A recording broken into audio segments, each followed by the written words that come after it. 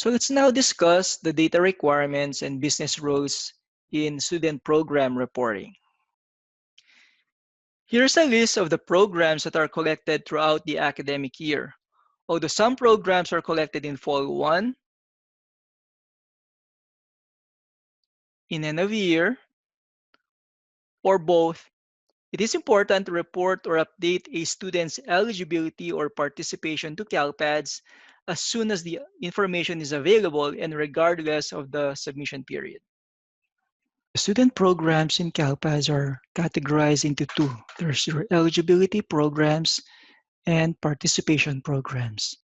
When you upload student program records to CalPADS, the system automatically designates a program as either eligible or participating based on the student program code associated to that record. Eligibility means that a given student has met all of the criteria to receive services for an education program. However, the student may not necessarily be receiving those services. Participation, on the other hand, means that a given student has met all of the criteria to receive services for an education program and that the student is receiving the services.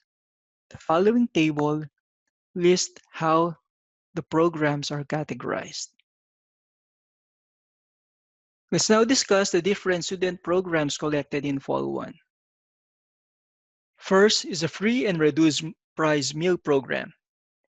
This program is reported using either code 181 for free meal eligibility or 182 for reduced price meal eligibility. The start date of the program must be in the current academic year, and it should be the date an approved NSLP meal application was received.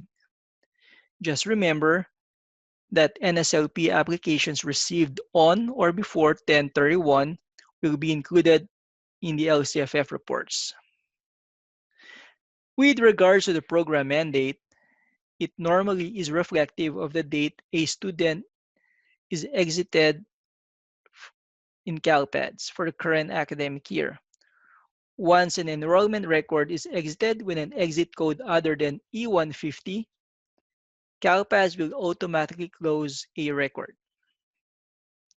Aside from meeting income eligibility, a student who is currently identified as homeless, migrant ed, tribal foster youth, or is state matched through direct certification or foster youth are also entitled to free or reduced price meals.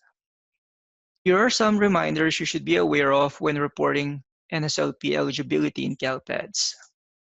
For students who were eligible last year and are availing of the first 30 days carryover eligibility, these students should not be reported with the program until their eligibility is renewed and approved for the current academic year.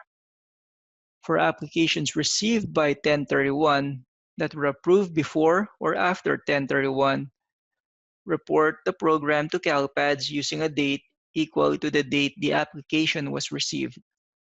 Doing so will include the students in the LCFF report.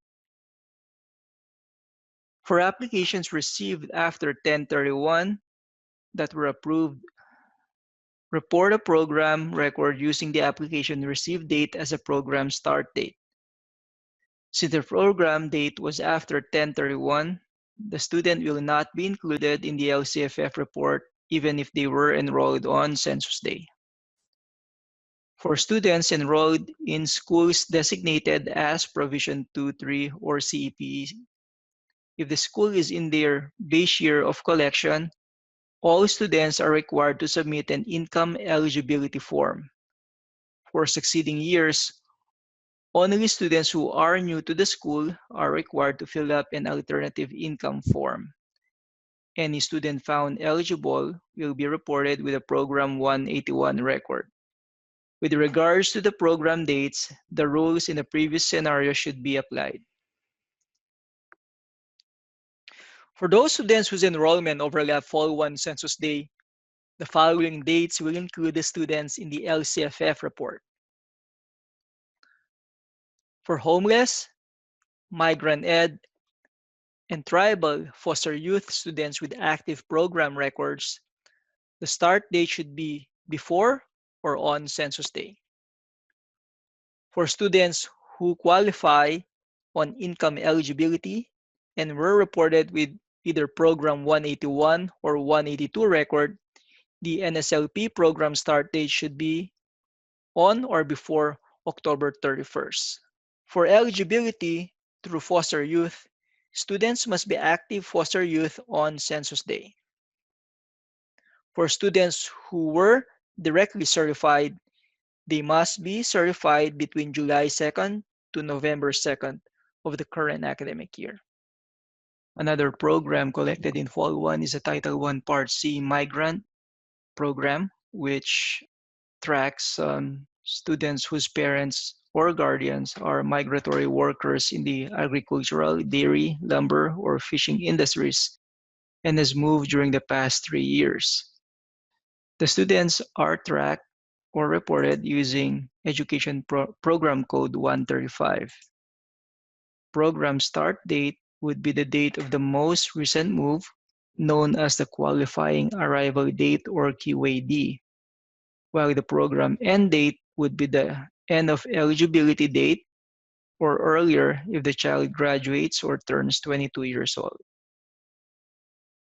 Eligibility can last up to 3 years from the QAD. And here is a table of the terms I just mentioned and the corresponding CalPADS field. For additional information on migrant reporting, you may refer to this website. Next program is the Gifted and Talented Education Program, or GATE. Program information is collected to determine funding for LEAs to develop unique education opportunities for high-achieving and underachieving students. Students are identified using Education Program Code 127. When reporting the program start date, use the date that the student was determined to be eligible for the GATE program within a school, while the end date would be the date the student was exited from the GATE program at the school, either because the student is no longer eligible or if the student left the school. Please note that each school district's governing board determines their own criteria for GATE program participation. So if a student transfers school districts, they may need to requalify at the new school district. Another program that is collected in Fall 1 and actually even end of year is the Transitional Kindergarten program, or TK. The TK program is the first year of a 2-year kindergarten experience for children whose 5th birthday is between September 2nd and December 2nd of the current academic year. The students are enrolled using KN grade level and are identified as Transitional Kindergarten using Program Code 185. With regards to the program start date, this would be the student's first day of enrollment at the school, while the program end date would be the last day of attendance of the student at the school at the end of the year. For the program end date, CalPAS automatically closes the program once the student is exited at the end of the year. Another program reported in CalPADS and collected in Fall 1 is the Homeless program. This is collected in compliance to the McKinney-Vento Homeless Assistance Act, which is a federal legislation that ensures the educational rights and protections of homeless children.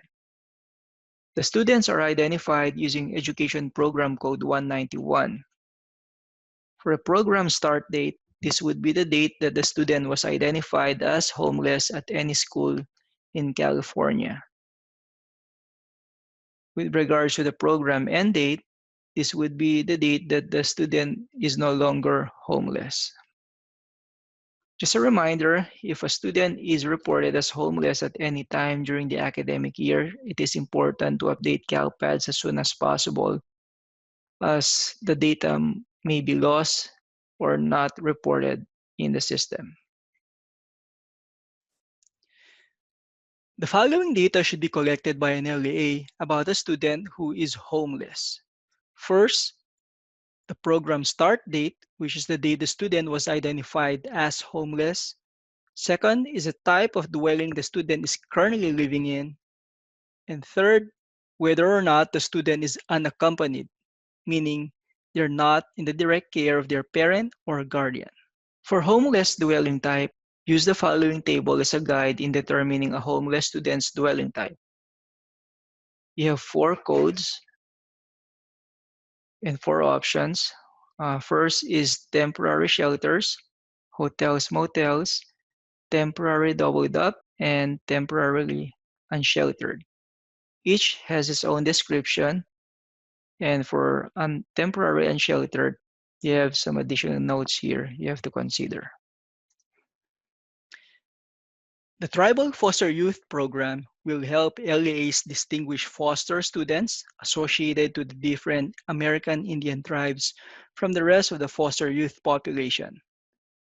Unlike the regular foster youth collection, which employs state matching, LEAs will need to partner with local tribal organizations to identify and report these students in CalPADS.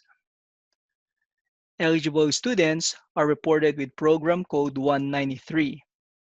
And with regards to the program start date, is the date a student was identified as tribal foster youth at any school in California.